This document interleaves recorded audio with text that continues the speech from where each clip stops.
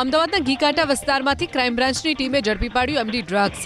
માલારામ રબારી અને અશોક દરજી નામના બે આરોપીને 12 લાખથી વધુની કિંમતના 412 ગ્રામ એમડી ડ્રગ્સ સાથે ક્રાઇમ બ્રાન્ચે ઝડપી પાડ્યા, જ્યારે ડ્રગ્સ સપ્લાય કરનાર રાજસ્થાનનો સપ્લાયર ભાગવામાં સફળ રહ્યો।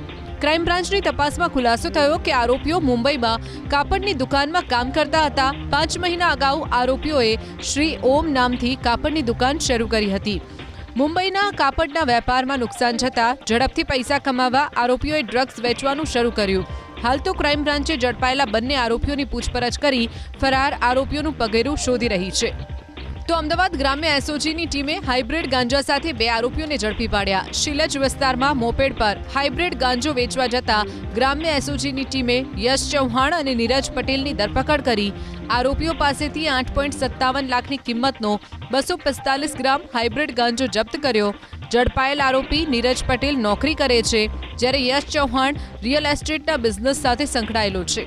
આરોપીઓ કોની પાસેથી હાઇબ્રિડ ગાંજો લાવ્યા હતા અને કોને વેચવાના હતા તે દિશામાં એસઓજીની ટીમે તપાસ શરૂ કરી।